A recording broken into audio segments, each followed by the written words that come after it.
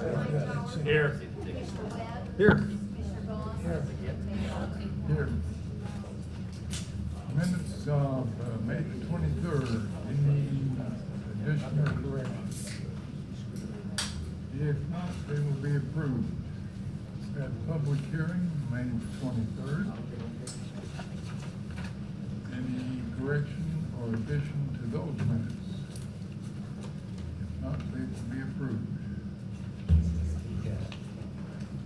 Now, let's see, we've got some citizen firemen here.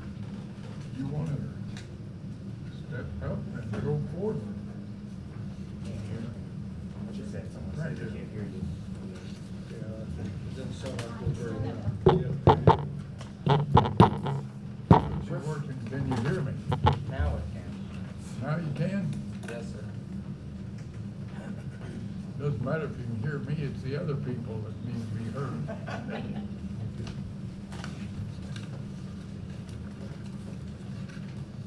My name is Pastor Dennis Ward of Recovery Church here in Marion.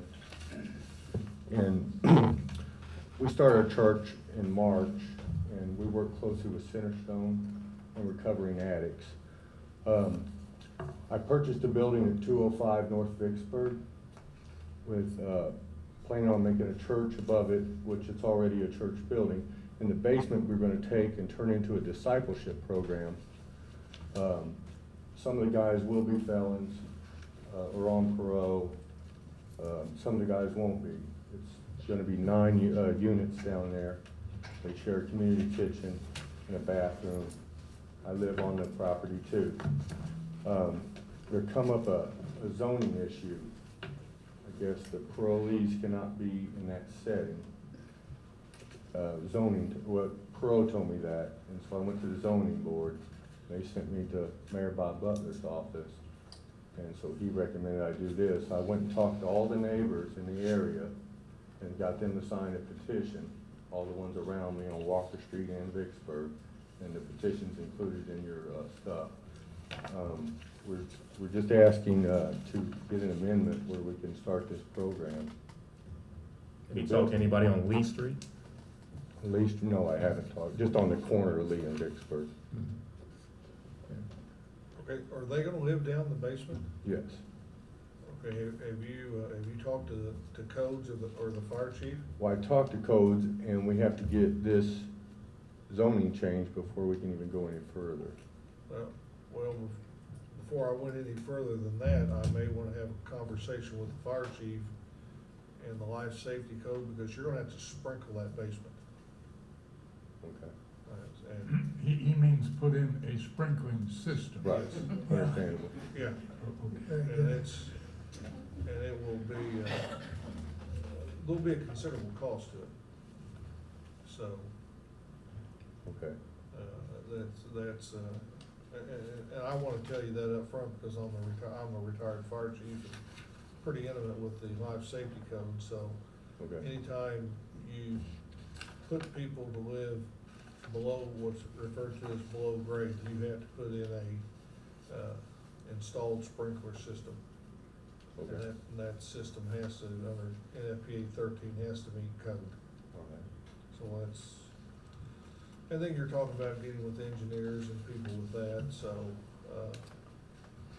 and not that we don't have competent sprinkler companies here in Marion, we do, but I would almost think, sir, that before you went any further with the zoning request, I would get some cost estimates on what it's gonna cost you to incur this type of sprinkler system. And like I said, number one, you need to meet with the fire chief, Okay. and they'll, And now I they wouldn't- got certified inspectors there in the department. We have those inspectors, and they'll be able to line you out. But I wouldn't want to go forward with this expense until I knew that we were going to get the zoning issue worked out. Yeah, the sprinkling has to be resolved before that can happen. Right. Yeah, But that shouldn't slow down the zoning. Well, yeah. you can do the zoning contingent upon. Have you filed a petition with the zoning board? No. I'd say that would be your first step in that direction. Okay. You can check with Jim Feemster, I spoke and with he him on can the walk you phone. through that process. Okay, Yeah, thank you very much. very good. Okay, anyone else? Something? I have some handouts, okay?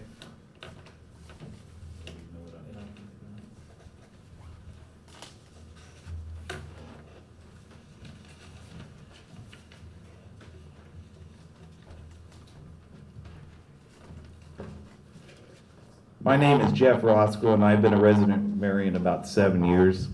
I was born and raised in southern Illinois, by the way, in the Redwood, Illinois area. For a little over 3 years, I've owned and lived in a home at 532 East Thorn Street. We looked in Marion for almost 4 years for a home. Many times there was a home next to an apartment complex, or the neighborhood was undesirable for one reason or another. We finally made our home purchase on Thorn Street.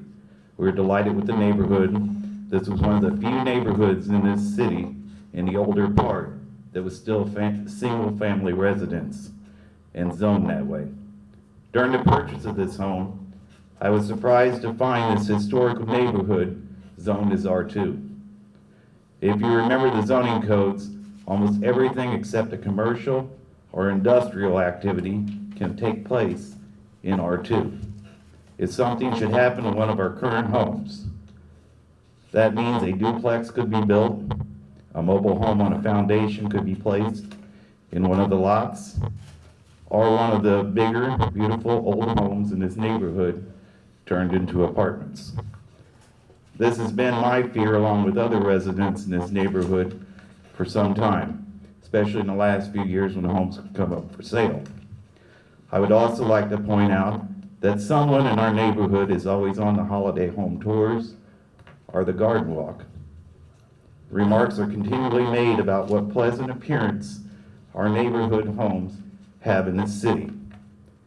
Therefore, I, along with the other residents on Thorn and Everett Streets, would like the City Council to strongly consider rezoning back to R1.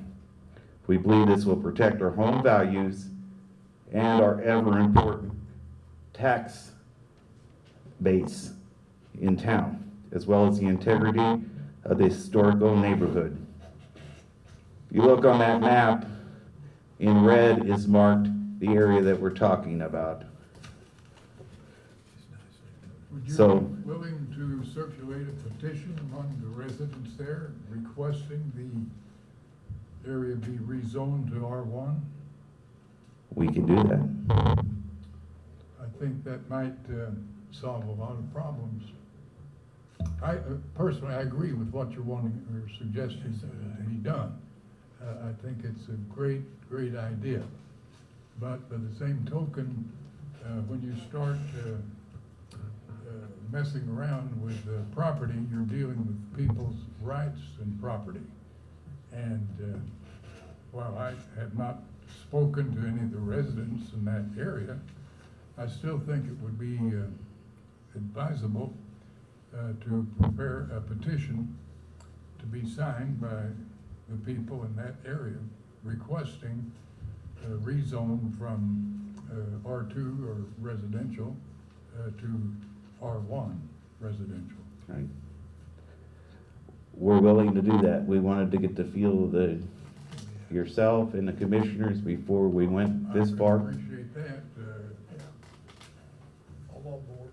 I'm on- I never, you know, I've known, you know, I grew up with, you know, I went to school with the kids that lived on Thorn and Everett, and never had a clue it was zoned. Would have never thought it would have been. I mean, you look at that map, it's amazing how much of our older part of the city is R2. And so many places duplex have been stuck in, or a mobile home on a foundation has been stuck into some of these lots. So, I think there are certain regulations that would not make it all that easy, but the simplest thing to do is to get it rezoned. So as quickly as you can, get the petition circulate. Hello, Mayor. Back to us, and then I think we'll be ready to act. I don't think there's gonna be a problem in getting everyone our 90+%. Yeah, well, you get a- People are on vacation this time of the year, so we may have to work with that, so it may take us a little bit to get that Yeah, done. I think a reasonable majority of the residents in agreement ought to be sufficient. Thank you for your time. Thank you. Oh, there he is. This gentleman is my friend, and his name is Ryan Holt. He is a professor of law over at SIU. And for the last couple of years or so, he's made one mistake that I'm aware of. He's Cardinal asked- fan? He's asked me to attend one of his classes. And you would be amazed at how easy it is to mislead all those law students. So go ahead, Ryan. Well, thank you, Mayor, and thank you, Council, for hearing me this evening. So thank you for the introduction. In addition to what Mayor Butler said, my wife and I live on South Market Street in the historic brick line section, so I can support the emphasis on the historic portions of town. I come to speak tonight regarding a notification that I received on May 23rd, so less than a month ago, regarding for the first time that there was a new city weight restriction on our street and that we would no longer be able to receive trash service from Republic. And I'm here to discuss the impact on South Market Street, specifically the brick line section of And town. when you received the notice, it didn't, if it were from the city, it didn't specify Republic. It was not from the city. No, I did not receive Okay. any notice from the Well, city. Clear at that point. Right. So, yeah, no, so to clarify that it was notification from Republic that our trash service would be stopped due to the new restriction, but there was no notification to us from the city regarding the restriction. I should add, though, in addition to the comments that were just made by the previous gentleman, that it was truly the historic nature of South Market Street that brought my wife and I into town. In addition to the common sense and pro-business minimal intrusion agenda that Marion has as compared to Carbondale, which is where we both worked at the time when we came to town. So on this note, it's great to see that Marion has continued its reputation with the pro-business and positive decisions, and I applaud the council on that. This is the hub of the universe, as we like to say to those in Carbondale. But that said, concerning the new regulation, I'd like to thank Mayor Butler as well as Commissioner Hightower for taking my phone calls and discussing the new regulation with me when I first found out about it on the 23rd. I've made a few attempts to speak with Commissioner Goss, but have been unable to get in touch, but I'm happy to talk with individuals directly. To begin, I understand the City Council's concerns regarding the repair and upkeep of the brick section of South Market, and I think that it's fully in the interest of all residents on the brick line section of South Market to fully support the preservation and the historic appeal of the street. That said, and it's my hope this evening to bring up a few potentially logical street concerns that may have been overlooked.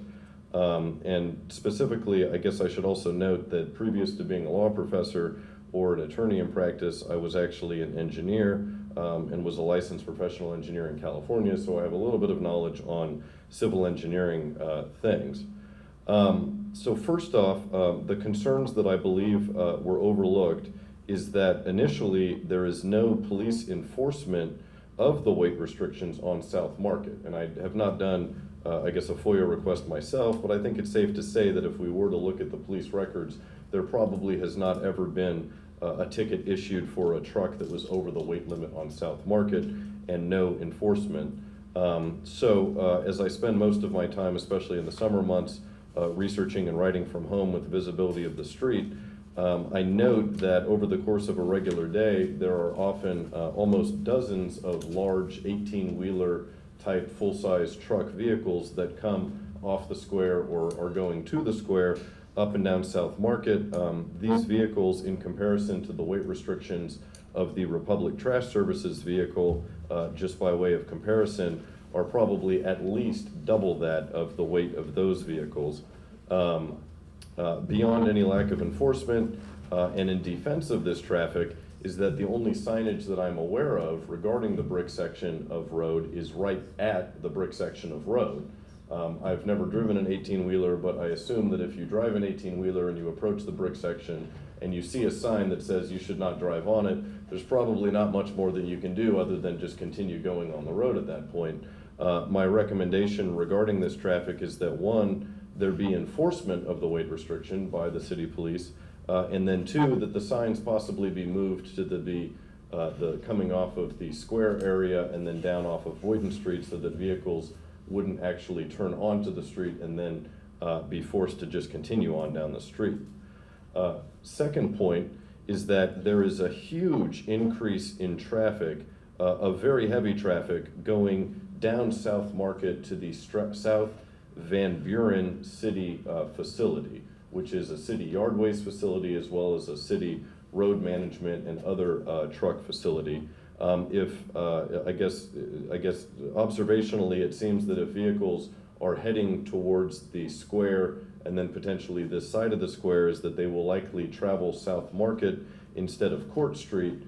And certainly during, especially the peak summer months when landscaping is high, there are often hundreds of yard landscaping vehicles that go up and down the brick section of South Market, specifically with trailers that are not of the high quality type, without any suspension, oftentimes overloaded to the maximum with yard waste, chipping away at bricks as they cruise down the street and leaving a lot of yard debris. It seems to me that traffic, and my recommendation to the council, might best be served on Court Street, where it is more of a commercial street and a flat road that is possibly better capable of taking traffic to and from the South Van Buren Yard area. Third, and following up on that, is that the city vehicles that are coming to and from the yard, which again are probably in violation of the weight limit themselves, travel down South Market Street instead of Court Street. So perhaps it might be in the interest of the city in preserving South Market Street to redirect that traffic again over to Court Street instead of traveling on South Market as they are doing now.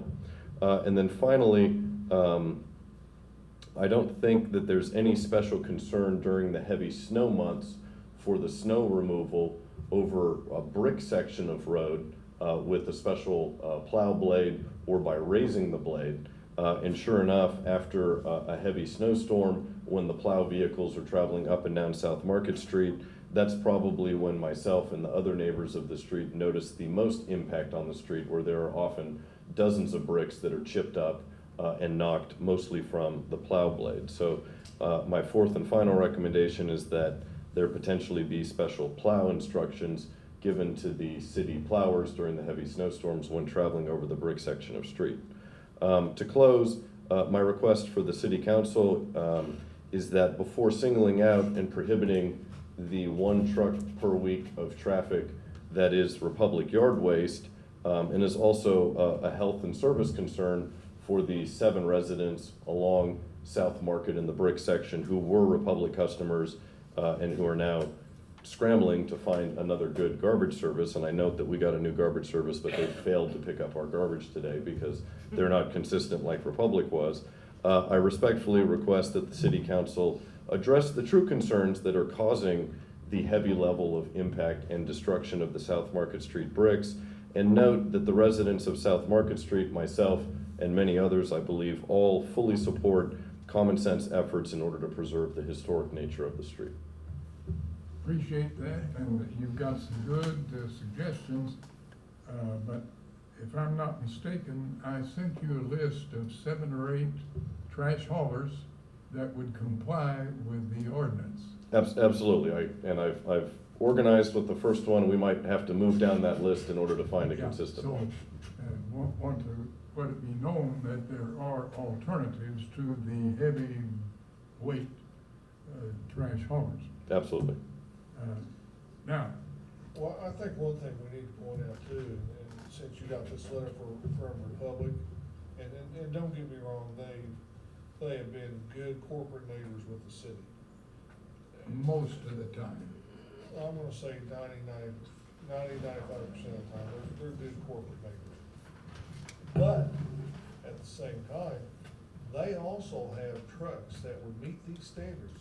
And they, and Commissioner Gauss can help me here, they've chosen not to bring one of those trucks to Marion. Yeah, so I spoke with the Republic District Manager about that issue. Granted, they do have those trucks in their fleet for specialty operations. I guess the story from Republic, as has been expressed to the council, is that one of those trucks would not be economically efficient. One thing that I did note on a recent trip to a historic section of Atlanta as well as Boston in the last month Or St. is, Louis. what's that? Or St. Louis. Or St. Louis, They is use that, them up there. is that, is that where there are streets that are historic in nature and have weight restrictions, it's often the trash services vehicles that are given the exception to violate the weight restriction because of the minimal impact of a once per week travel on the street, whereas it's the regular hundreds or thousands of vehicles a day that actually make the impact in a weight enforcement rule. Those trucks, we have about 60,000 pounds on those trash trucks sometimes. Well, and They're just pretty heavy. because if Republic is only going down there once a year or once a week, that doesn't mean that there won't be others wanting to drive down the street once a week. And they do. And suppose you get 15 or 20 of these trucks going down once a week, you have a tremendous impact. Well, again, I think from a civil engineering perspective, 15 or 20 trucks once a week is still very minimal compared to hundreds of trailers a day bouncing across the Yeah, bricks well, or. I can't believe there are us- hundreds No, a they're day not. going down the street. Yeah, we had, about 2 weeks ago, we had two of those 60, that we have 50,000, whatever you wanna call it now, on the highway, on that road at the same time. We stopped both of them. We had to run them off our alleys, which are prohibited from, and there has been a weight limit posted on that road for years. And so everybody knew it, nobody ever adhered to it. Right. And if no tickets given, but no one asked the police to enforce them either, so it's not just their fault, I don't. And that's my fundamental But we have request, not instructed them to do that. is that enforcement be fair But to we have all. also sent letters saying that we are issuing citations if they're not compliant with. Absolutely. I mean, but just today, We sent those letters out. two 18-wheelers of close to 100,000 pounds, I'm sure at least, were visible to me going up and down the street. Okay, now, you made some very pertinent points. And we need to move the signs with the weight limit. I agree. Right. I think that is a good point. Number two, we can have enforcement. We have the high chief here and we have the police commissioner there. And I'm sure that between them, they will arrange an enforcement procedure. There's no reason not to enforce. And in fact, sometimes I see a police officer cruising around town looking for something to do. Okay? Such officers can take up a post and start writing tickets. And I assure you that once the word gets around, there will be a great decrease in the violation of the ordinance. Agreed, and I guess, so finally then, what about my concerns related to the city yard waste facility on South Van Buren in the Well, city? I'm not sure that I understand where you're talking about Van Buren. Now, Van Buren runs behind your house. South Van Buren. Yeah, well, South Van Buren runs behind your house. It goes into the Does street it not? department It's as on well. the street. Yeah, the sewer department where the yard waste, Yeah. Or you're Well- saying they use South Market as a thoroughfare to make it there. Exactly. Most of those trucks don't have much weight on them. Yeah, well, of course, Van Buren is a barely improved street that comes south from College. no, right, it's the thoroughfare of South Market instead of Court Street being used to access it. Yeah, And I agree about the weight point. I think it's more of the quality and overloadedness of the trailers that drag along the bricks. yeah, well, we can work on that. That's no problem.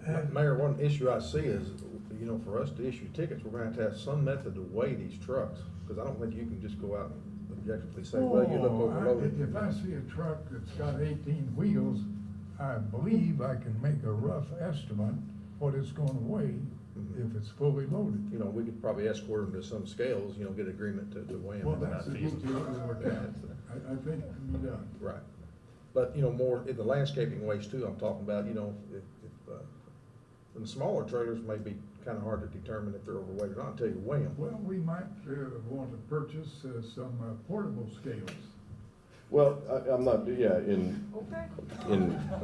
in support of additional city expenditures by no means, but my recommendation would be just that potentially some signage be added to the yard waste facility to say, please use Court Street in order to access or not access, and then direction be given to the city drivers more than anything, that for their large city trucks, especially the, Well, that's a good point. Is that We- they we use cannot Court Street. enforce ordinance against people that we're violating ourselves, absolutely, and this is what you're saying. exactly. Well, I think our trucks for the most part use Virginia as a thoroughfare from the yard and Court Street, you know.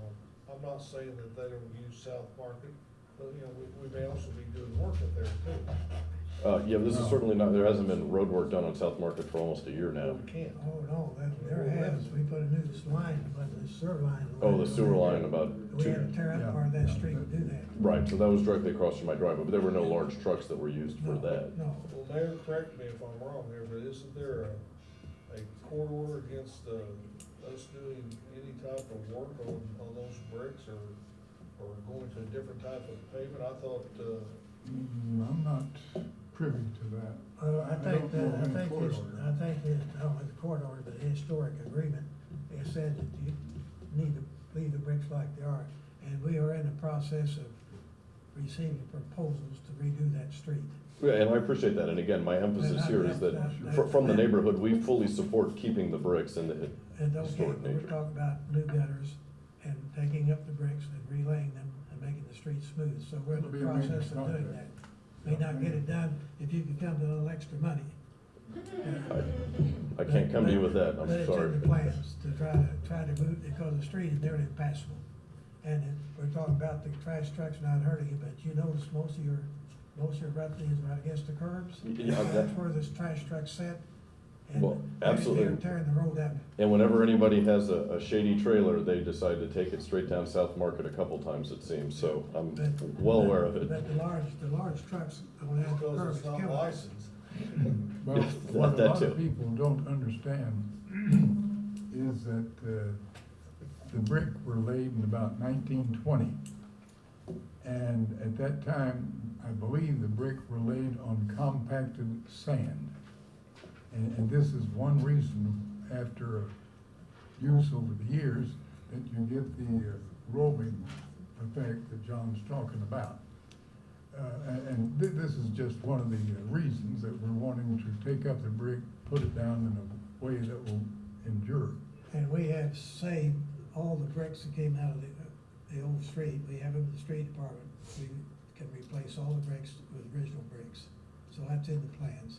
Well, and another Excellent. thing, that's mostly downhill, and I know that you have observed in a good Marion rain, the flow of water going down there, and that doesn't help the street either, after 100 But years. what I wanna know is, what do you mean when you say mostly downhill?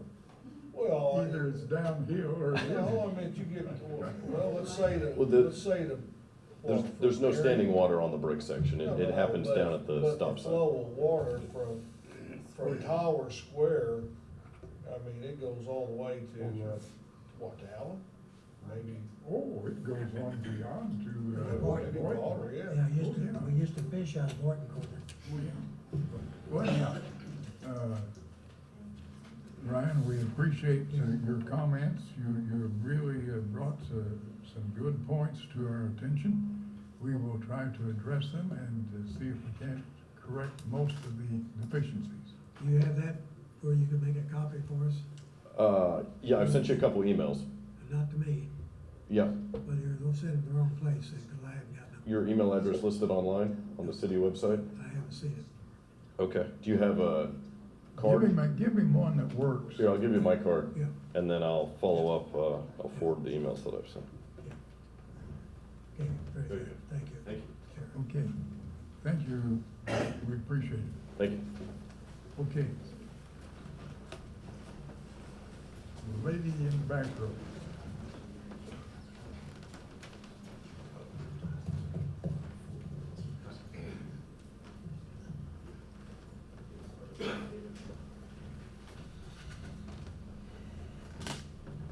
Good evening. Good evening. My name is Kathy Dawson. Quite a few of you know me as Kathy Surprenant. I recently remarried. I have been a citizen of Marion for 35 years and lived in 615 East Thorn Street all that time. And I use South Market, and then I used to use South Market to Thorn Street to go home. But the bump there, going from the brick street to Thorn Street, was rattling my teeth. And so I began to go down Warder Street. I go down Warder Street, and then I go down Warder to Everett, go down Everett, and then take the alley to my parking, which is off the alley on Thorn Street. So I have come this evening to talk about code enforcement. And I have talked to you about it, Mayor, and had a lot of success in getting potholes filled and various concerns. My husband has talked about the brick. He drives a little truck, and the brick just rattles his teeth. And I will take home the news that you are going to fix that, because he will be very pleased to hear that. The reason I want to talk about code enforcement is we're having a noise problem in the neighborhood. And we did have called the police on some of the offenders and had some really good luck when we had a police visit that took care of one of them that is at the other end of the alley. What kind of noise are you talking about? Loud tailpipes, basically.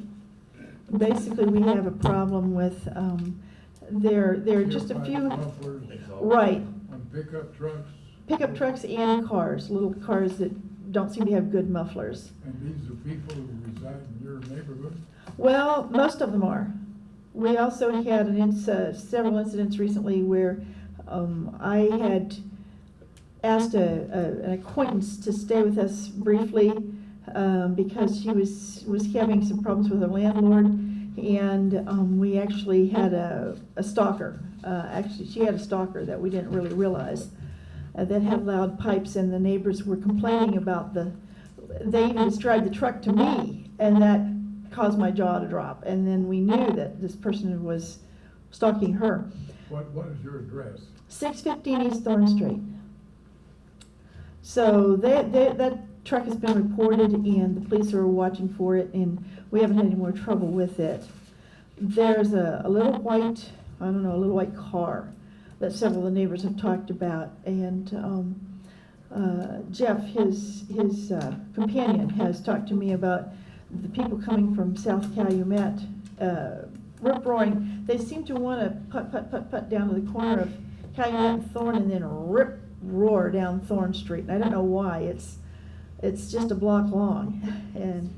But basically I want to talk about code enforcement, because we've had some parking problems. We've had 4 and 5 cars parked on the front lawns, and that devalues the neighborhood. Who's doing that?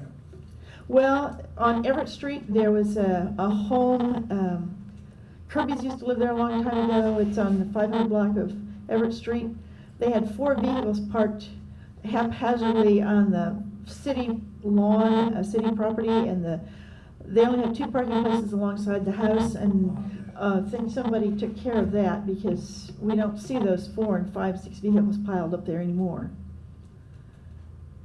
But there's a family at the end of the block, and they have a couple of teenagers. This is a cyclic problem, because, as you know, Mayor, our area used to have 40 years ago, 50 years ago, there were over 100 children in a 4 or 5 block area. And the families grow up, they mature, the kids get driver's licenses, there are more cars, then they leave home, and then pretty soon, the family, actually in our area, people live there until they grow old and die, and that's what we intend to do. We have decided to put a ramp in and stay right where we are. Don't die. Yeah, yeah, I hope that will be a long time in the future. But we do, people stay in our neighborhood until they pass away, and then young families move in. A cycle starting over, we have a young family at the end of the block. And it's lovely to see, you know, life continue like that. And we like to keep our property values and our intact, our historic neighborhood intact. So I would ask for more zoning enforcement and code enforcement, if we could get that. Very good. Okay, thank you. Appreciate your information. Thank you. Okay. Yeah.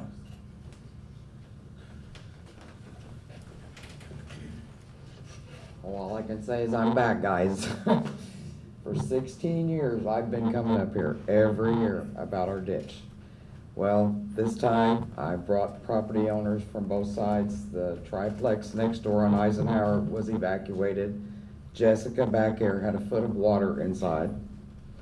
I've had Mr. Feemister out about the ditch being blocked, where the ditch goes under Eisenhower. I'm gonna let Mr. Adams actually has spent $1,700 on that ditch, trying to alleviate some of this flooding problem. I was on vacation, received a phone call that there was water on my back porch, 75 feet out of the banks of that ditch. That's a lot of water. Okay, what is your address? I live at 1403 West Chestnut Street.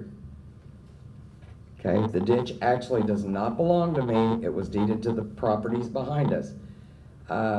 Miss Baker used to live on Walnut Street, and the people who've inherited her home have blocked the ditch. It's got riprap, everything else. Mr. Feemister's been over there for me, told him to clean it. It's not cleaned. But the problem is the water flow. Now, Mr. Beester, Alan Beester, who is on the sides of the ditch that flowed to the Cherry Street ditch, couldn't be here, but they did ask me to tell you they had walked the ditch, and where the larger ditch empties into the big ditch on Cherry, when you walk that ditch on Cherry, it flows under Bentley Street. Everybody with me? Okay. Well, that's a concrete bridge, so the floor under it is concrete. It has washed away so much that it's now uphill for water to travel. Of Which, course, water won't go uphill. Gwen, have you or Brian either one had occasion to check this out? I haven't. I know the area she's talking about, but. well, I want Mr. Adams, if you don't mind, because like I said, he spent a fortune on this and he does have an idea. Sure, but these are city engineers. Right, right. And they are the guys that are gonna have to help resolve the problem. Well, I came by tonight, Mr. Clarida, and there is at least 18 inches of water, green slimed over, standing in that ditch. Talking about the Cherry Street ditch? The one that runs under Bentley Street and feeds to Cherry the Bentley- IGA ditch, The yes. Cherry Bentley intersection, and it cuts in behind the big two-story house. Yes, And yes. it cuts behind what used to be Dr. Pieda's office on Yes, there. yes, In yes. Vicksburg, and it follows down Vicksburg Street. Right. And ultimately gets down to the big ditch. Right. I'm very familiar with the Cherry Bentley intersection and the bridge and everything that was put in there. Okay, well, it's washed away before the bridge to the point that Beester says they've walked it. It's now uphill from where it's washed away, the dirt has, going to that concrete area. But what we've got a problem with now, the ditch where it goes under Chestnut Street is now washed away to this young lady's yard, and her neighbor, which is Beester's, they're sitting this much higher than her now. So now she's flooding. So it's now become, the apartments are flooding, I'm flooding, she's flooding, he's flooding, his garage. It's becoming a really, really big problem. And I've come up, as you guys know, for 16 years. I've come up there every year. Well, Mr. Adams, would you kind of like to come explain it to Mr. Clarida? Maybe that'll help him a little bit. This is Charles Adams.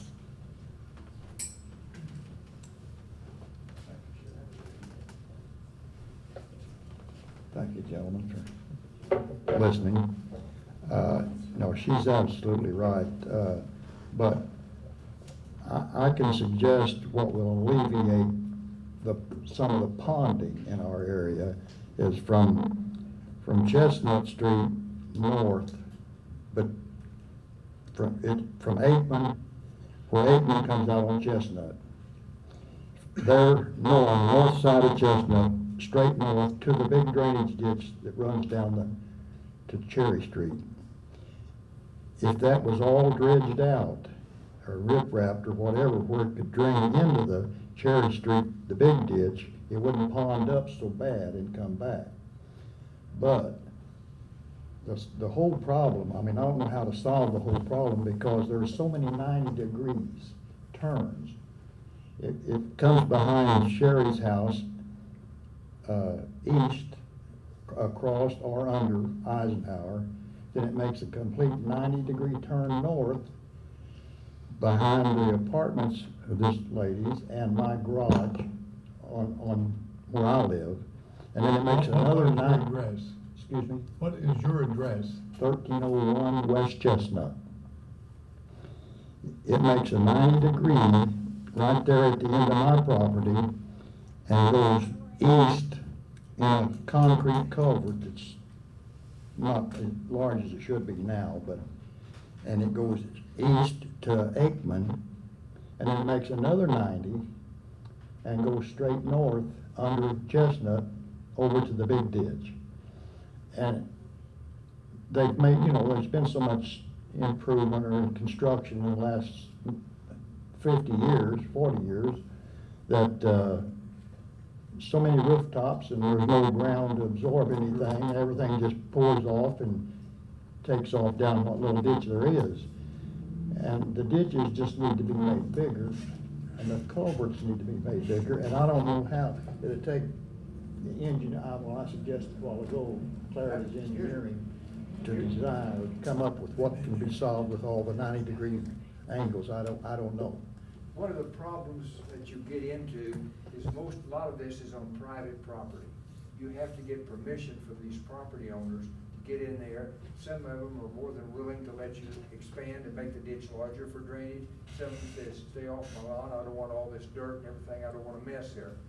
And most ditches in town are on private property. There's a very few that's dedicated for public waterways. Most of them are private. They told me I owned it, that I owned the ditch, Okay, or on half your of it. property, that's fine, but it takes everybody in succession. You have to start from the downstream end where it goes into the big ditch and work your way back.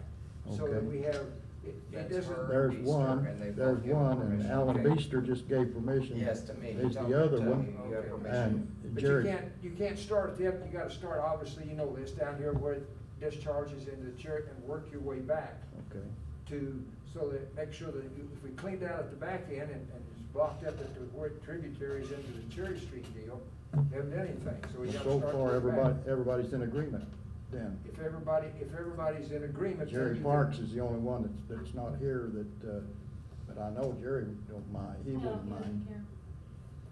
He's being flooded also. She has pictures I have of a the picture last of the rain. last flood.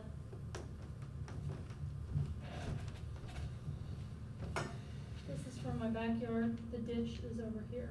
This is mine and my neighbor's backyard. Like a lot of water. Yeah, I'm familiar with that area.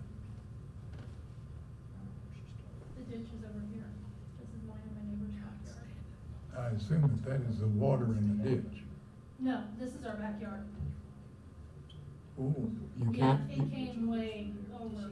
Oh, okay, so you say the ditch is over here? Yeah, the ditch You can't see the ditch. is over here. Yeah, I mean, it completely came over halfway up into my neighbor's yard. Sure, And it's mine. been used It to completely be flooded half of our yard. Okay, okay. We're only talking about, 300 feet I mean, it or usually so comes up. To into clear my out. yard. to clear out, to keep it from ponding. And The last that one. won't solve all the 90s, but that will get rid of the ponding and keep it from backing up so Yeah, far. that's what it was. It Then was the like a problem, river. you've been there, I've been there too, the culvert going under is whatever, it's not quite a while for that to Chestnut, go away because it goes just down, looked goes under still- Chestnut, it looked completely over the very road. small. You got the 90 degree, it's very small, turning to 90 degree. You're gonna have to And it doesn't go under, it won't go under the road. You're gonna have to replace some pipe culverts on the You're gonna street. have to put digger tile and cut the road to make But the it problem you get into, you can't put a great big diameter because you don't have enough headroom. Right. You probably have to put like a precast box that's 2.5 feet high, about 5 foot wide. Yeah, it's amazing. Now you're getting there. What we gotta do, we see what the problem is, what we gotta do is find out what it's gonna take to resolve it mechanically. Well, Glenn's got the answer, we all know you gotta cut the road. Well, to do it. okay, if indeed we have that, Yeah. then we'll be in a position to take the next step. If the property owners, they say they let you on it. And that is to determine if the property owners will agree for us to do what needs to be done. If we cut the street and put in a bigger culvert, are we just shifting a problem Not if we do it downstream? right, No. not if it's done right. After you start from your downstream end and work back, you help the problem. But if you Okay. put a big culvert underneath there and don't do anything downstream, That's correct. then you messed up. That's correct. Okay, so that's what we'll do. We'll decide what will solve the problem. Then, of course, we'll have to determine whether or not it's gonna be financially feasible, but assuming that it is, then we have to get the consent of the property owners involved to allow us to be on their land to do what needs to be done. Yeah.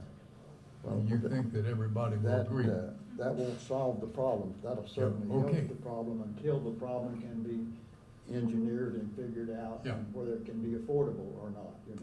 For sure, But sure. that will help. But assuming that everything falls into place, I think we have a plan. Would you agree? I agree. What is it, is that Aikman Street that runs up there, or is like a 12-inch pipe or something that all this water is trying to go out, Sherry?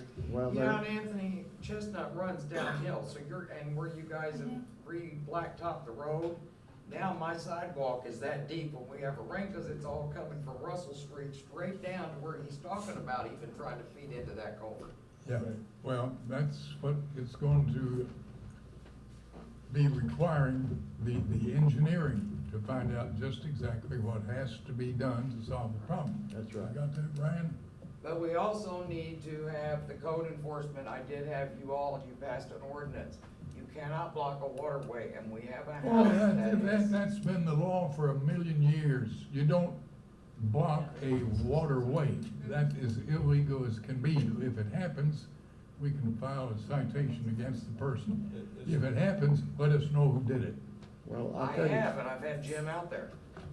Yeah, and what has happened then? Nothing. They've not done The anything. the They don't blockage even got the wasn't, ditch or the they don't- blockage wasn't taken care of? No, nothing's been taken Is care this of. with the riprap? Yeah, where the Miss Baker lived, and she left it to a nephew, and she had a fence put up, it's fell off in the ditch, and then it's got concrete chunks, it's fell off in the ditch, Okay. and they don't mow it or maintain it. All right, we got the picture, and what is the address of that? She lived on Cherry, didn't she? She lived on Walnut. Walnut. She backs up to the ditch. Okay. Okay, are we getting this, Brian? You're back, she's back of you. Yeah, she's back in Caddy Yeah, I Corner, know what you're yes. talking about. No, you're in back of Brian. You know, one thing would help would help the situation a whole lot is if every individual Kept their yard up. would keep their ditches clean. Oh, Instead sure. of throwing riprap and old steps and tree limbs and stuff, I mean, that big ditch that runs under, Cherry or across Vicksburg and under Cherry, there's concrete put in there like you wouldn't believe, and it don't need to be. It all needs to be. Now, we just cleaned out a bunch of tree limbs and debris in there about 3 or 4 weeks ago. And it, like you said, it gathered under that Well, Cherry Street. I came up not long ago when somebody dumped a trailer load Yeah. of branches and stuff Yes, in we there. had to go clean it out. We cleaned it out. Yeah. But did you see all the concrete and Yeah. the old steps and everything else that's thrown in there?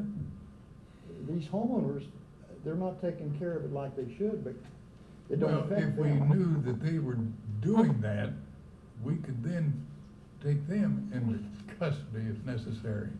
Well, You see, just because my concrete block fence winds up in the ditch, doesn't mean I put it there unless somebody saw me.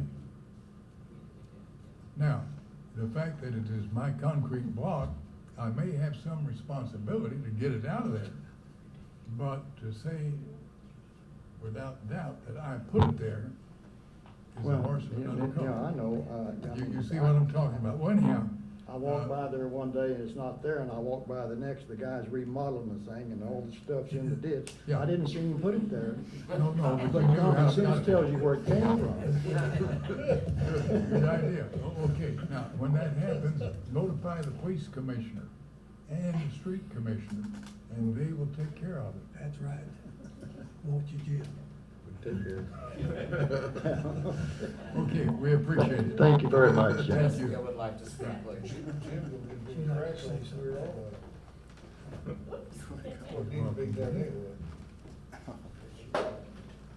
Good evening, my name is Jessica. I'm the one who lives in the apartments on Eisenhower, and there is a triplex that is A, B, and C. I live in C, and just to the other side of me is a huge, gigantic ditch that has once been gigantic. On the other side of the ditch, there's this real nice retaining wall that's tall, keeps the water from going out. On my side, it may at one time have been there, but it is no longer there, and my side is crumbled and the rocks have all fallen down into the ditch. And so that water, therefore, that is what's coming to my house. Now, this was on Wednesday night that this happened, and I had probably 5 inches or more of water in my kitchen. It got my entire apartment, all the way back into the back bathroom and bedroom areas. What is your address? I'm at 401 South Eisenhower, and I'm apartment C. Did all the apartments flood or just yours? Do you know? Well, luckily I was the one with the most water. But it got in all of Yeah, them. it got in all of them. What's your The one nearest- at the very, in A, she had water in her garage, I believe. What's your nearest cross street there, Walnut? Everybody flooded. Pardon me? What's Yeah, nearest right. cross street to That's what flooded the Eisenhower? courthouse. Eisenhower Road's north The and fact south, is they what's flooded the nearest east-west street? Yeah, yeah. Chestnut and Walnut. Yeah. Chestnut and Walnut. They sit next door to me, Anthony, across Oh, my. okay. Yeah, across the street. All right. But something definitely needs to be done with that. I mean, I know that since that has all crumbled and fallen down in there, it's not holding anything back. It's just all coming up. So, okay, thank you. Okay, thank you so much. All right, anybody else have something? Okay, if not, what about the bids for trucks for the sewer department? Mayor, we received 3 bids, one from Marion Ford, one from Marion Chevy and Cadillac, and one from Asher Arnold. Only 2 bids were submitted, one from Marion Chevy and one from Marion Ford. We accepted, well, we requested, we get the one from Marion Ford, it's a low bid, $27,498.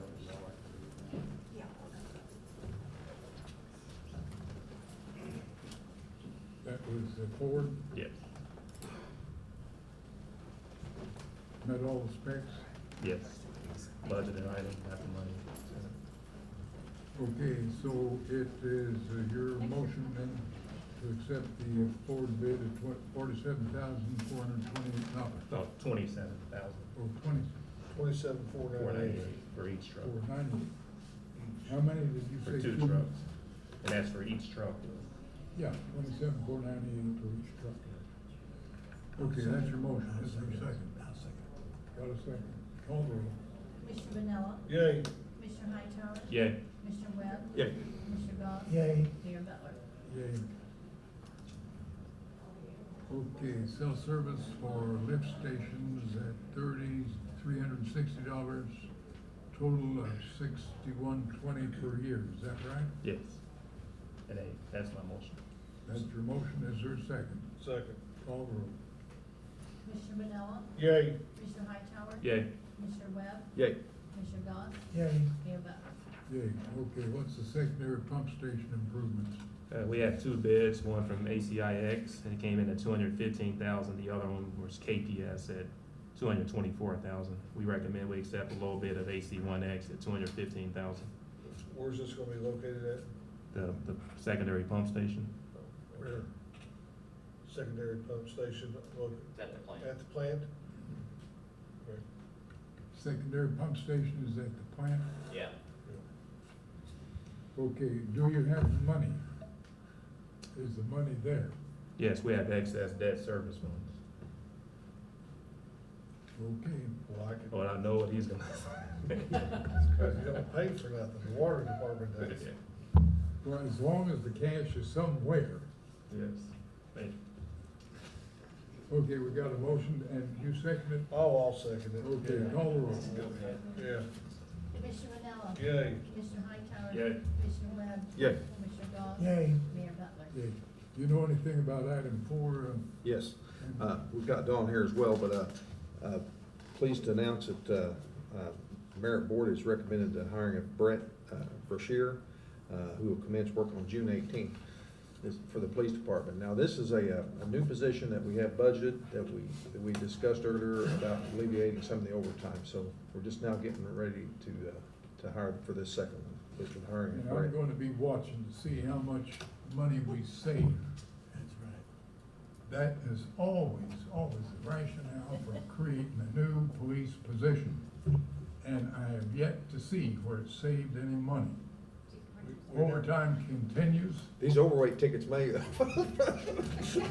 I told you, you gotta give us a little bit of time to get these guys trained through the FTO and through PTI. So, you know, it may take 6 months or a year, but it'll go down.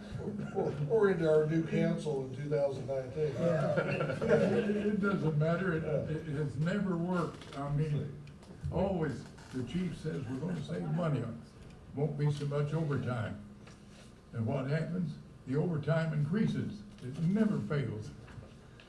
But thank you, chief. I will say, I was able to sit in on the interview, and this is a very impressive young man. He doesn't have any other police experience that I know of, so. That's good. We kind of like to hire him and train him how we want. That's good. Every time we hire a veteran cop, it messes everything up. Yeah. Never fails. So, Okay, so it's your motion. Yes, I'll second. Second, call the roll. Commissioner Manella? Yay. Commissioner Hightower? Yay. Commissioner Webb? Yay. Commissioner Goss? Yay. And Mayor Butler? Yay. Okay, street commissioner paving maintenance supply Yes. or sealants. Yes, and my motion that we accept the quote from the, on this sealant, that's for a crack sealer machine that we did. If you've been out and looked at it, we've sealed Main Ridge, and we sealed the halfway road. We A lot of sealed streets. Williams County Parkway. We've really been using that crack sealer. You've been out to look at it. No, I haven't yet, but I will. That's at $2 a foot if they were paying for that, for this crack sealer. And the machine will be paid for within 2 years when it's going. My motion, we accept this quote for Well, now, as I $19,350. understand it, we've been using that machine quite a while. Why have we decided to pay for it? Oh, we're just buying more sealant. Oh, We've we're already not- paid for the machine. Oh, this Yeah. is sealant, Oh, yeah. not the machine. Oh, no, but the seal was not quite, a little more than You got me 19,000. worried. I was afraid we were about to wear the machine out before we paid for it. Well, Not that it would ever happen. no, but- no, I never buy it without paying for it. Okay, we got a motion. I'll here. second. Yes. Call the roll. Commissioner Manella? Yay. Commissioner Hightower? Yay. Commissioner Webb? Yay. Commissioner Goss? Yay. Mayor Butler? Okay, in the event that we've got all that taken care of, why do we have to have a street surfacing with hot mixed asphalt? Well, I'd like to have Glenn go through these bids, if you will, Glenn. I think you're the one that did it, if you mind going through it with us. I know what it said, that they will have the details that you need to tell them about. We have 2 bids for us tonight to act upon. One is for the hot mix asphalt section, and the other is what we call the micro seal and the cape seal section. The first part, the crack sealing is going on of where micro sealing and cape sealing will be taking place. We're not crack sealing the streets, it's got the hot mix asphalt on it. Okay. Okay, so we took bids on 2 different times here, with a couple of days of one another. On the hot mix asphalt, we had 2 bids. And I think all of you had, should have gotten a copy of the bid tabs in your file. Yes. We had from Southern Illinois Asphalt and E.T. Simons. And I that's being paid for out of the hot mix with the gas tax money. And I had an estimate of $430,564. Southern Illinois Asphalt bid $351,038.87. Holy cow, that's $100,000 difference. Last year, I was using estimates that we had last year, and this was what we call an N90. Typically on streets, you use an N70. The higher the N number, the more stable and stronger the asphalt is. from the aggregate that goes in it.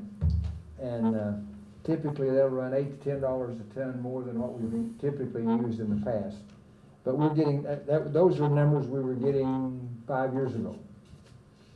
And I'd estimate $102 is basically what we had last year. And they come up with $86.89 a ton.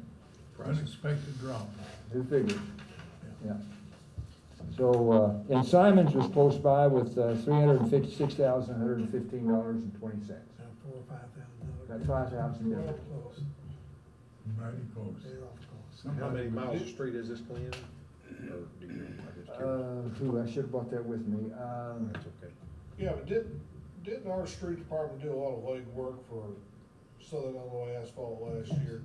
That we wouldn't have had, that E.T. Simons would have done on their own. That's right. I mean, well, I guess my question is, do we have to accept their low bid? I guess you could reject it. This is non-MFT, if it's MFT funds, you'd have to have a very strong reason. This is local gas tax money. Yeah, Now, I think we can do what we want in that respect. in that respect, however, the problem came in last year is that Doug had problems with their superintendent. He was told this year he was not acceptable, and they're supposed to be. Persona non grata. Yeah, and the new superintendent's supposed to be there. But now, what we done was the city saved money by doing this. It wasn't a case that, they were doing what the contract called. We had extra work to do, and that would have been an extra cost. And for instance, some of the butt joints, some of the. Yeah, it was a voluntary milling. thing. It wasn't because they didn't do the job. It's because we chose to do it. We chose to do it to save some money. When we bid it out. Now, this time, this was bid out for them to do the whole package. Yeah. So we shouldn't be having to help them as much. No. No, and helping was to saving the city money. Yeah, yeah. Okay, having said all that, what's your motion? I most to accept the low bid from Southern Illinois Asphalt, 351-036-57. I'll make a second. Call roll. Thank you, Mr. Manella? Gwen. No. Commissioner Hightower? Yay. Commissioner Webb? Yay. Commissioner Ross? Yay. Mayor Butler? Yay. Anything else to? Well, you got the micro sealing as the second one. Yeah, we got another Did bid. I get defeated there? You lost big time, 4-1. You couldn't have lost worse. Sounds like a cup score tonight. Yeah. I didn't get short game though. Your view was totally obliterated. You want it, John, you want to go over the micro sealing? Now, go ahead and, What Okay. Item is that? it's item number 787. 7. Oh, okay. Okay, this is a new process, the first time we've used it in town. Carbondale's had it for 3 or 4 years, it's been pretty successful. The cape, there's two parts, a cape seal and a micro seal. A micro seal is where they use steel slag as part of the deal with the asphalt emulsion and some aggregate, and they put that down as an overlay on an existing hot mix street. It is not used to stabilize and strengthen the base. It is to seal up the hot mix asphalt surface. Any crack bigger than 3/8 of an inch has to be sealed. And this is what the street department has been doing in Bennecost, Bainbridge, Halfway, Skyline, Williamson County Parkway, all that's been sealed up so that when they put that micro seal on, it'll add 7 to 9 years life without having to do more on your street if you keep the water out of it from getting down into your base. Cape seal is where they put a A1 seal, which is a coarser aggregate with the emulsion, put that down as the first coat. The second coat, then the micro seal goes over that. And that if streets, it's cracked up worse than a micro seal is less cracks. Cape seals, you have more cracks, and that's what you use. Okay, what are your bids? With the bids is, they had an engineer's estimate of $784,786. Micro surfacing bid $673,422. AC pavement striping out of Elgin bid $875,33. And Missouri Petroleum Products bid $981,343.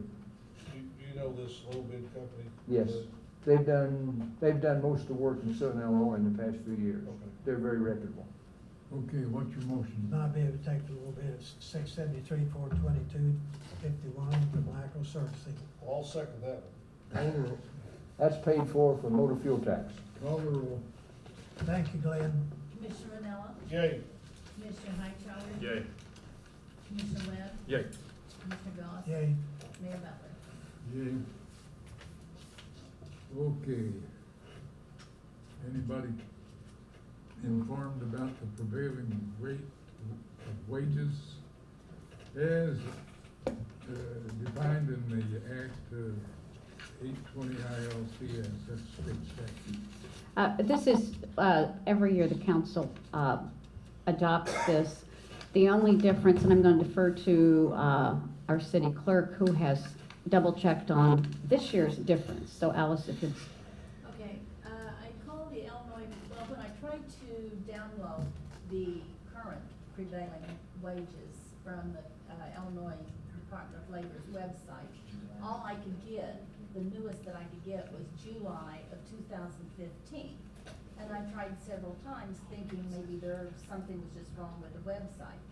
Anyway, I called the Illinois Department of Labor, and I did get a call back from a lady there, Sue, and she said the Illinois prevailing wages have not been updated since July of 2015, and they had no word as to when they will be updated or be done. And she said to go ahead with our ordinance as we always do, and use the July 2015 prevailing wages. And that's what he approved. And Nancy Pelosi will tell you later. Yeah, yeah. You gotta pass this and then we'll read it and find out what happened. Yeah. Okay, I think, since the state does not come down with the, 2016 prevailing wage, and yet the city council is mandated to pass an ordinance in the month of June before the end of the state's fiscal year, adopting a prevailing wage ordinance. So, as the lady from the Department of Labor suggested, we will re-adopt the ordinance of 2015. I don't think we have any choice, but I think that is one way of protecting ourselves, given the pension to the state to try to correct errors that they make by mandating things for us. It seems to me that's the simplest thing. So we need a motion. Second. Call roll. Commissioner Ranella, Yay. Commissioner Hightower. Yay. Commissioner Webb. Yay. Commissioner Goss. Yay. And Mayor Butler. Yay. Okay, ordinance 3332 would rezone a lot at 2710 West Main Street from R1 residential to C1 commercial. Does anybody know what that's about? Come on, Tony.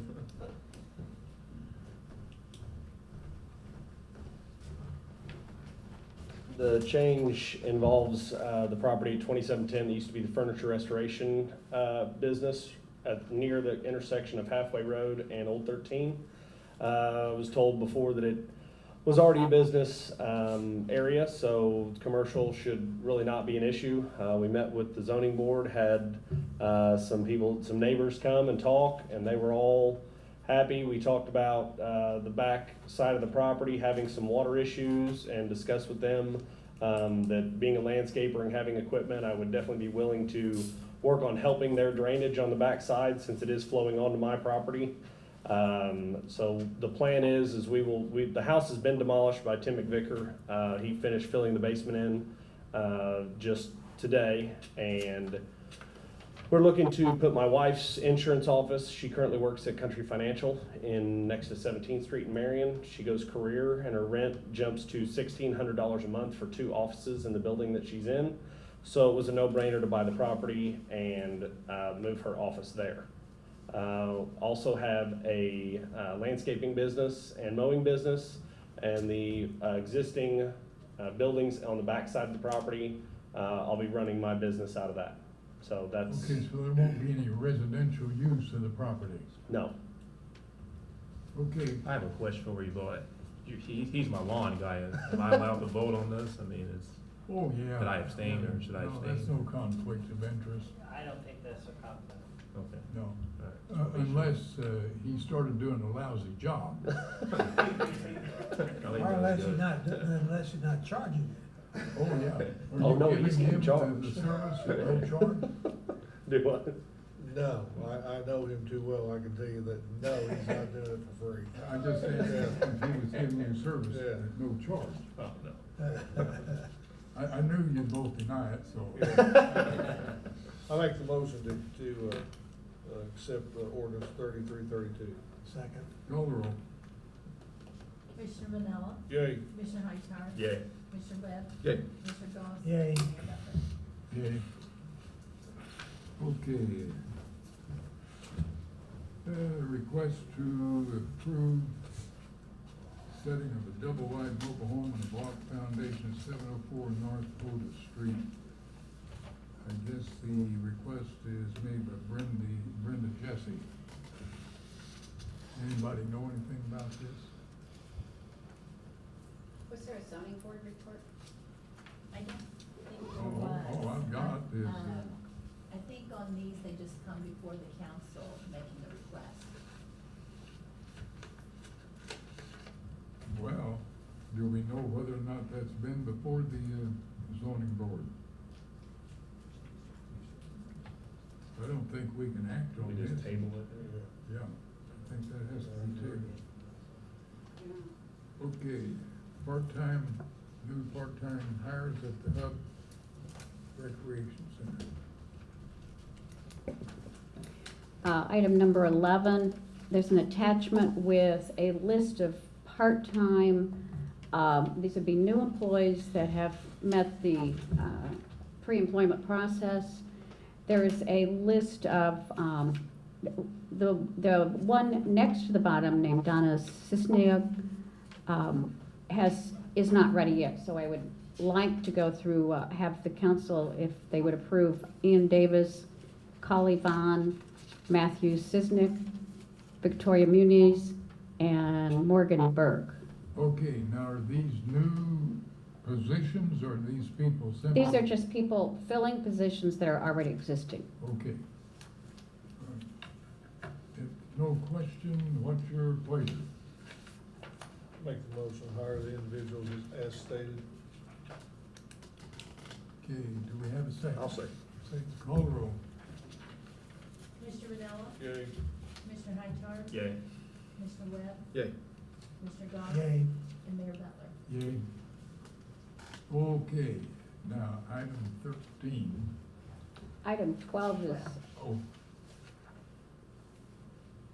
Okay, I'm getting ahead of time.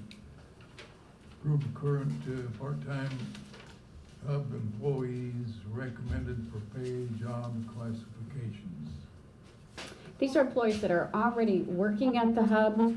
The first three, Jeremy Pope, Paul Overmeyer, and Scott Chamness, currently work as wellness attendants.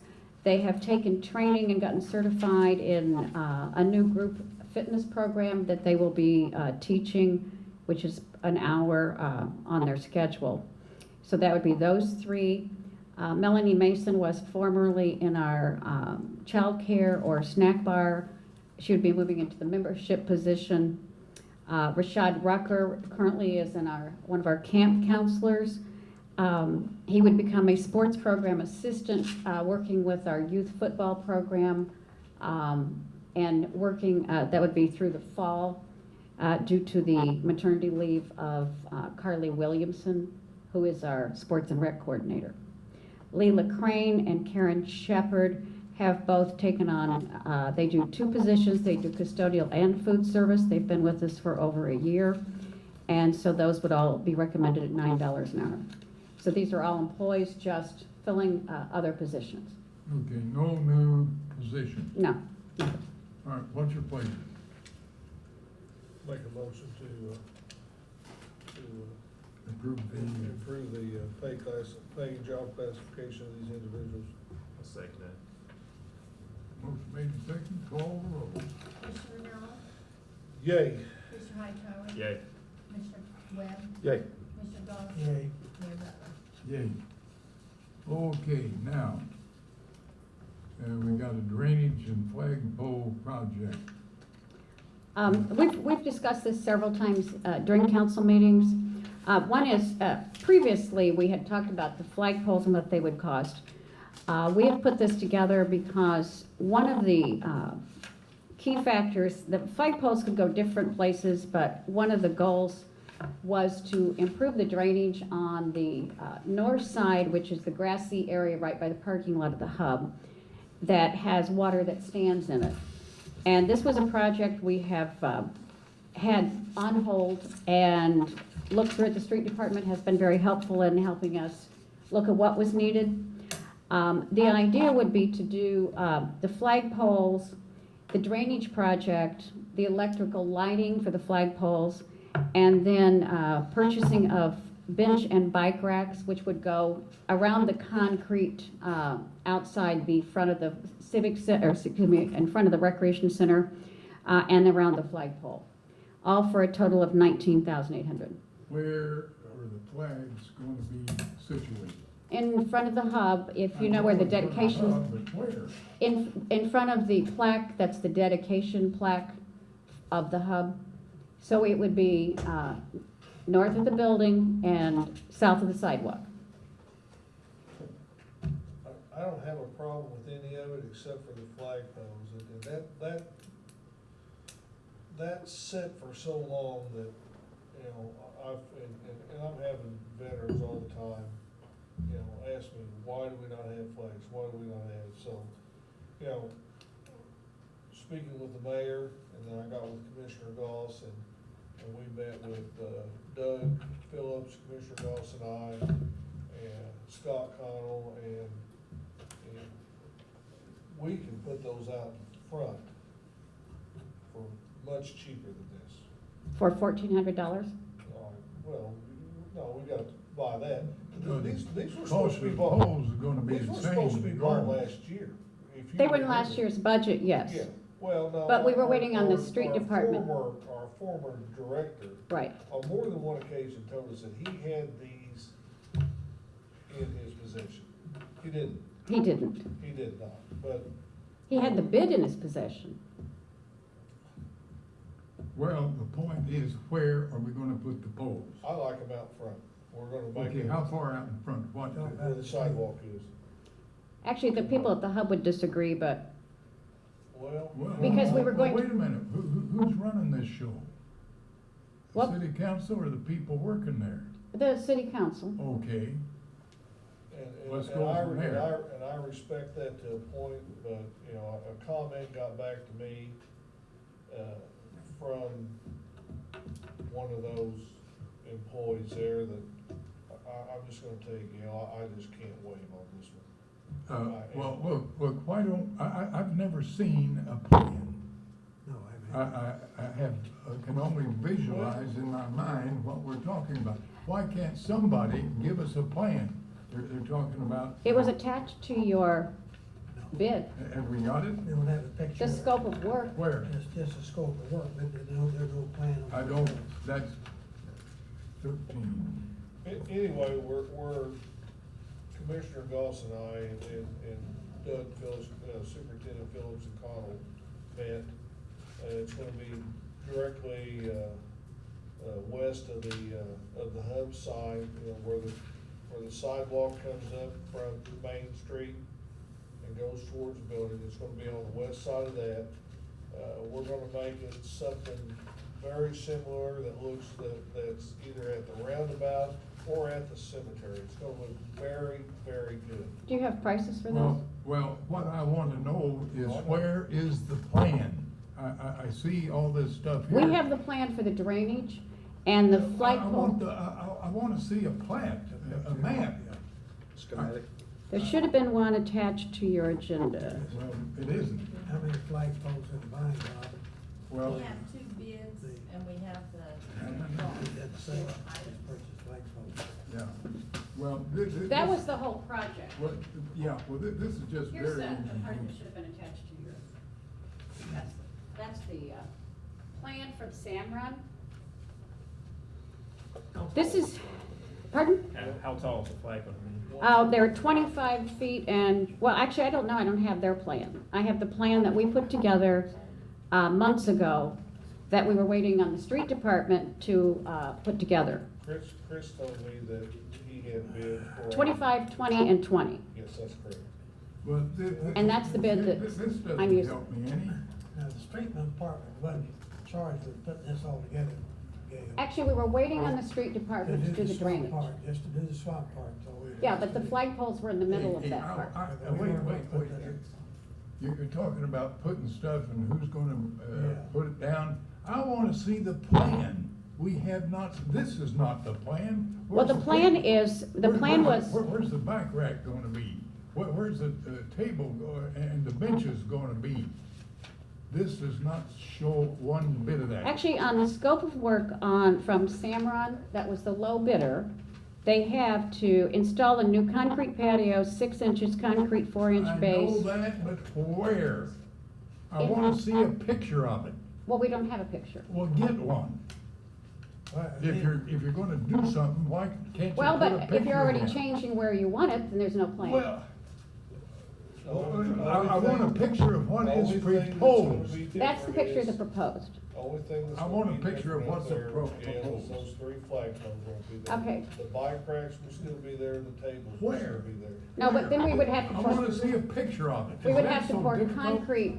I would have to get what Steve, it's in Steve Okay, Rand's get files. with whoever you have to and get us But a is Brown picture. Electric gonna have to run conduit all the way around the building? They would have to run conduit through the wall.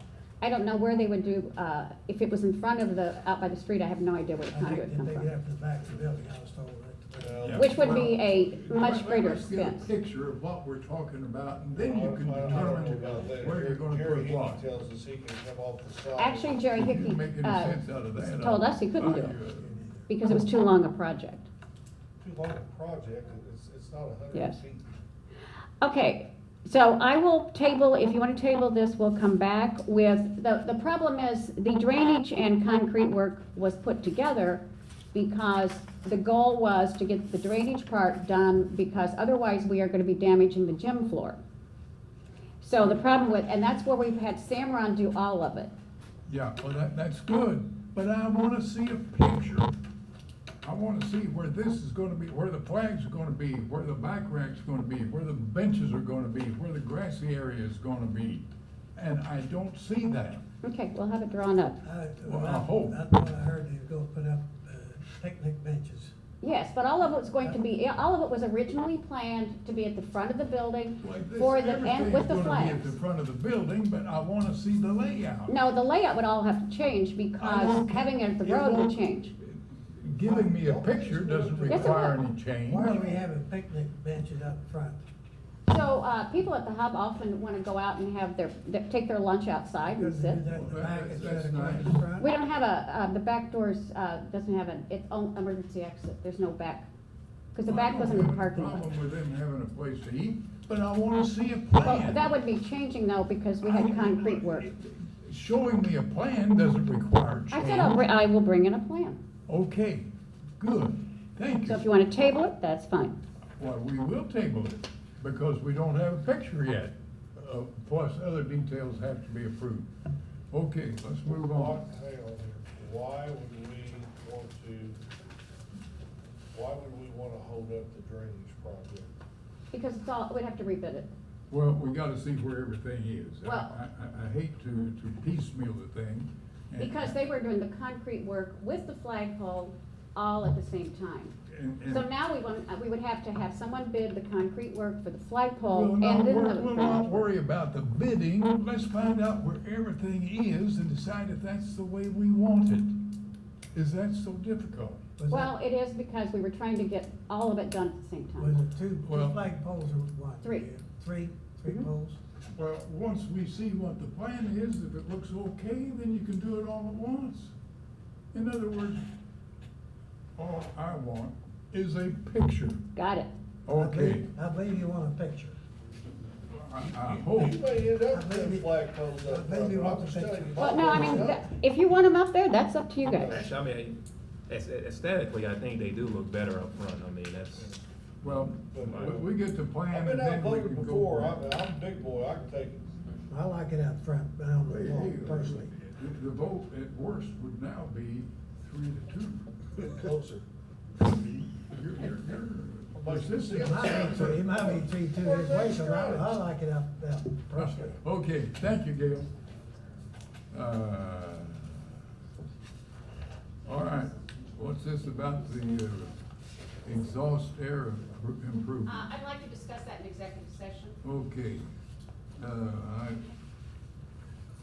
recommend that members of the senior council be appointed, Harold Worthen as vice chairman, Alice Barnett a member, Lester Emery a member, and those are all for one-year terms.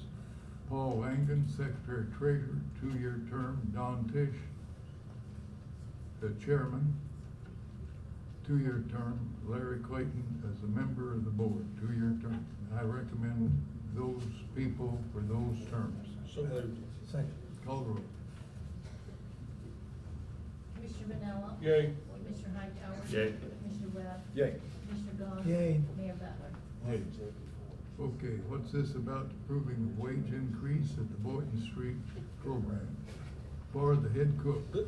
We talked about this when we did our, budget. There was an error in the calculation, and so this was presented by Stephanie, she said in her letter to the council that there was an error for the approval of the wage for the summer head cook. And so she would ask that the council reconsider that. It's Well, attached, what figures are we talking about? it's on your agenda on page 16. Remember we talked about that surely they wanted to give this individual more than 7 cents an hour raise? Yeah, no. It was budgeted 1097, though Stephanie Willis recommended to go to 1130. Yes. Yeah, that's better. Okay, well, we got no problem with We have a that. moral imperative. And that would also, on the attached budget for the summer, the after-school program, that would be correcting the budget that's attached. And Steve Hale has also looked at it. No problem, man. What's your plan? I'll make that motion. I'll second it. Call the roll. Commissioner Manella? Yay. Commissioner Hightower? Yay. Commissioner Webb? Yay. Commissioner Galt? Yay. And Mayor Butler? Yay. Let's skip down to item 18, which would be ordinance 3334, which would approve authorized execution of a TIF district redevelopment agreement by and between the city and CF and company.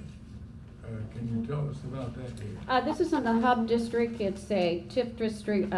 CF is Jason Cox, who, actually the owner of Glenn's former building. What? I said the owner of Glenn's former building. Okay. And he's, South Court. yeah, on South Court Street. He has purchased an adjacent lot, or behind him, beside him, and he's going to do some outside improvements on the parking lot and also looking at future uses for an adjacent lot and improving his building for additional space. And so it's a 70-30 split. It's in the Hub TIF and Do we have an estimate? a how cap of much- $65,000. Do we have an estimate of how much the assessed evaluation will go up? Not on that, it's not in the document. It much might be time in is- their estimated notes on page 12, but it's not, it's only on a draft sheet. We do not do the estimate in the official agreements. How much time is left in the hub? About 19 and a half years, quite a while. Yeah, there's plenty of time there. Yeah. So I was just wondering, I know he had to have paid a very pretty penny for the building. Now, if it dealt with land. Well, yeah, and that means he's gonna have to spend substantial sums Yeah. to increase his EAV, which of course is the basis for whatever money he might get through a TIF agreement. But he also bought the lot next door, so he has Well- increased his property. Yeah, well, all that does is show what he spent. It doesn't show what the enhancement may be. which is his problem, not ours. Okay, what's your pleasure? I move we approve that ordinance 3334. I'll second. Call roll. Commissioner Manella, Yay. Commissioner Hightower, Yay. Commissioner Webb, Yay. Commissioner Goss, Yay. Mayor Butler. Yay. Anybody else have anything to bring before the council? Okay, we need to go You got in. the Oh, consent. yeah. Oh, I got, Oh, okay. I got a couple You got things some here. items, all right. Yeah, first of all, I make a motion to pay the monthly bills as funds become available. Call roll. Commissioner Manella, Yay. Commissioner Hightower, Yay. Commissioner Webb, Yay. Commissioner Goss, Yay. and Mayor Butler. Yay. And, make a motion to pay the consent agenda. Second. Call roll. Commissioner Manella, Yay. Commissioner Hightower, Yay. Commissioner Webb, Yay. Commissioner Goss, Yay. and Mayor Butler. Yay. One other thing, we had our, Marion Day at the park on Memorial Day. We feel it was a pretty good success. Probably had, near 3,000 people out there. Yeah. I'd like to thank, Futiva for being a gold sponsor, Marion Park District, the Miners Baseball. They sent out, probably 6 guys. They did a great job putting on a clinic, had 25 or 30 kids there. Wish we'd had a little bit more participation there, but those guys interacted just great with the kids. Thank the City of Marion for its, participation in it. For public services, they brought us a dumpster and a bunch of portable trash cans, which helped alleviate a big problem for the Park District the next day. Southern Illinois Tourism, the Marion Star, Daily Republican for the press coverage it had, WSIL. We had, Carly, no. Channel 3, the Yeah, grill in Channel the morning. 3, yeah. She was out there, Callie Carroll, she was out there at 5 o'clock in the morning, and we was doing live cameos at 5 o'clock in the morning, thanks to somebody. We were, oh, he's laughing in the background. The initials are Tarantino. Yeah. So anyway, Swamp Tigers and Ivan John's band, did a great job, and then, Gail Barger, I don't know if any of you guys know her, she's a priority staffing, she does several events down in Polk County and organizing, events down there, Shrimp Festival, just had one, a barbecue. Last weekend, big barbecue, cook-off down there. You talk about some, a woman that's got it together and knows how to do things like this. She was very instrumental in making this happen, and it will make it easier in the future. Terrence, he's our man. He's Mr. IT. He knows he's got a lot of people that he knows, and is not afraid to reach out to him for help, and has just that way of getting them to help. Jack Reed from the Park District, Kim Burnfield from the Park District. She did a lot of leg work and put a lot of time into it, keeping things updated on the websites and everything like that. Mike Pinto from the Miners Mike was very helpful too, sending his players out there, and I just think it's something we're gonna build off of for the future. Had a great attendance at the pool, great attendance at the miniature golf. We had almost 300 people go through there in 3 hours, and seemed like everybody had a great job, and there's no telling what was at the pool, because they even had 90 paid customers that day, plus the ones that swam for free. So I think it's something the city can build off of. We talked to vendors, talked about reinstating the chicken barbecue. They all said that wasn't a problem. Talked with Gail, she said we'll just put out bids for something like that next year, and they all thought that maybe they could put out half chicken with baked beans and coleslaw, drink for, around $8, which is very reasonable. And that was the one thing we heard from everybody. We want chicken back and we want baseball. The chicken will be easy. Now, getting baseball back there on Memorial Day, I'm gonna work with the Junior Legion team and see if maybe we can have a round robin to start with. If not, there are some people up in St. Louis that do this and we'll just go from there. But I thought we got off to a pretty good start. I was excited. Really enjoyed getting up at 4:30 in the morning to start my day. But we'll move forward, and I think we'll just be more successful in the future. Very good. Anything else? Very good. I am a little bit remiss about getting beat 4-1, but that's okay. I'll go. Go ahead, do you have something else? No, I'm done. Okay. I'm good. Nothing. Jim? We had, police report 17 ordinance violations in the month of May, 38 arrests, 413 incidents reported, and 109 traffic accidents and 9 DUIs. And the fire department, yes. DUI? Holiday week, holiday month. All that help you're giving me. Okay, it's about time. What was the overtime cost? Have to go there. I got tired of getting a report every month. We had one DUI, and I thought, we got one drunk in Marion who drives. And got caught. He was the only one. Hey, we are doing something that, has never been done before.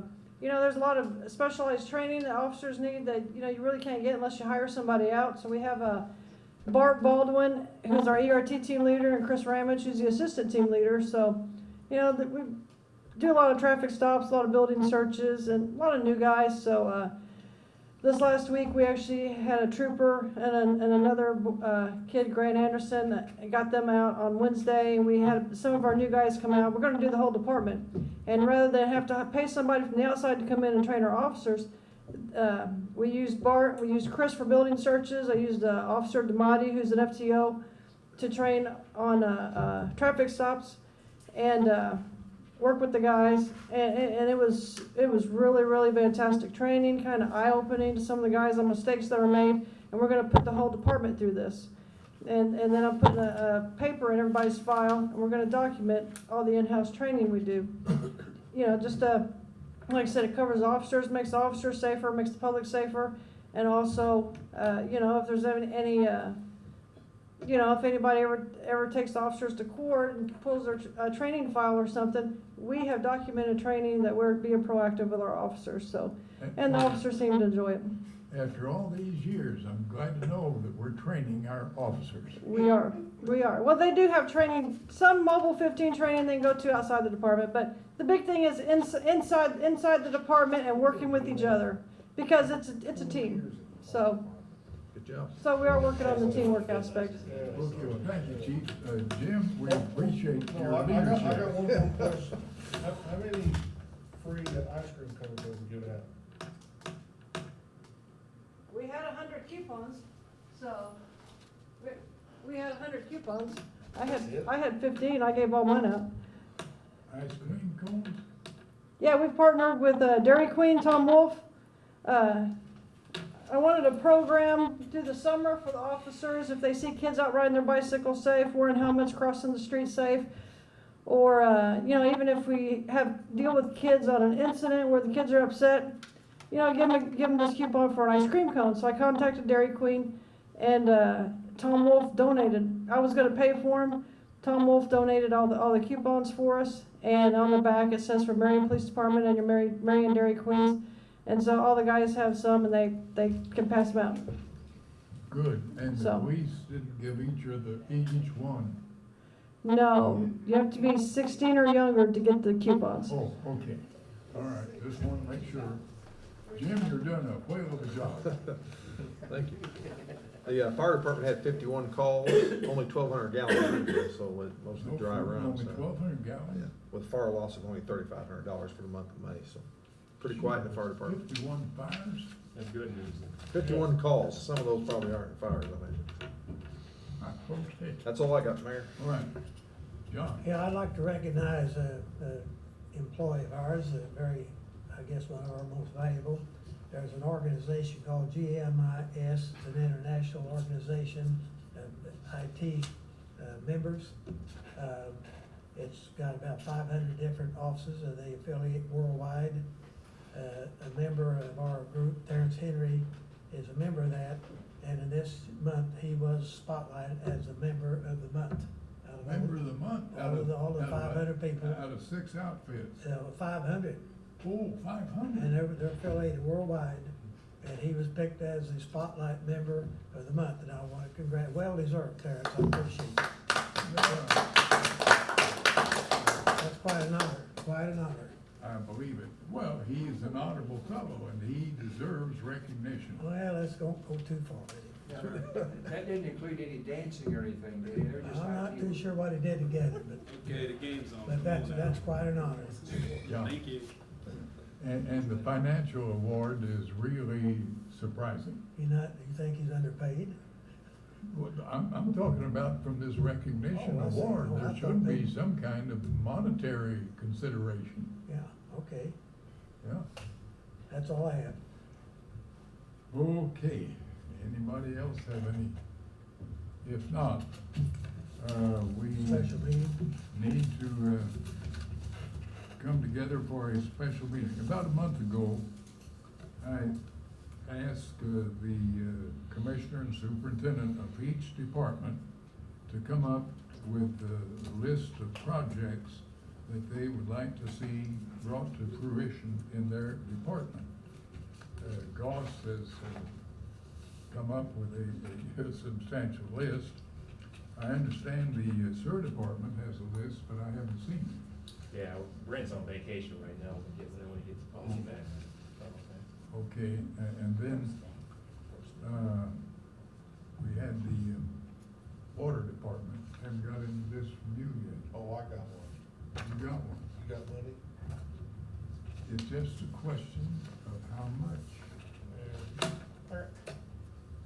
We got 3 projects we'd like to see, Glenn's working on some figures for it. Yeah, Mayor, that, all 3 superintendents happened to be in our office for permits today, and Glenn and I sat down and talked with them and kind of worked on a summary of that and filling in the blanks of getting those costs together for. Okay, water. what I wanna do, see, is get all of these projects, and then I want us to sit down and, go over them. And see if we can match the money with the projects. So the question is, when would be a good time for us to get together?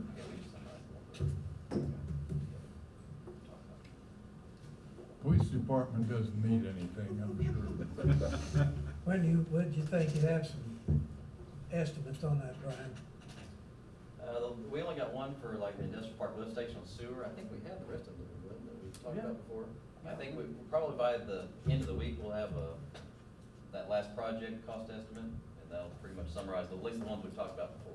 Okay, well, we want to get the cost estimates of the various projects, and we can decide how we want to prioritize. Whether it to be by department or overall, which should have priority. Now, we'll not be worried about the money at this point in time. Got to get the projects, the projected cost, and then we go from there. These are items, I guess, over and above current budget, is that what you're talking Oh, about? yeah, this is a completely new deal, new deal. So, idea, when will be a good time to get together? They said the end of the week before they'll have the figures, so. Well, end of the week, it's Monday or Friday. Like I said, if you want to set something early next week, I know we have something together by then. Okay, so we won't want to schedule it this week. What time next week would be a good time? Any suggestion? What works for you? I'm off Monday. You're off Monday? 4:30 be too late, or is there something we want to do? Oh, no. Okay. No, we could do 4:30. Be good. 4:30 Monday, how about that? That's weird. he don't need to be here anyway. No, he doesn't need to be here. Well, if we want to No, do fire station. no. Give me that smile out there. No, we gotta have Jim, we don't want to be. Yeah. No. The chief has never seen a spot to spend money that she didn't like. Okay, 4:30 Friday. On Monday. Or Monday, Yes. 4:30 Monday. But he's. Okay, we will, continue this meeting We lobbied that, but I to don't know that if we're time. gonna get him. Now, I've been fighting we need to for go years. into executive session, to discuss real estate, personnel, possible litigation and contracts. Need a motion to that effect. I'll make that motion. Second. Call the roll. Commissioner Manella? Yay. Commissioner Hightower? Yay. Commissioner Webb? Yay. Commissioner Goss? Yay. And Mayor Bell? Yeah.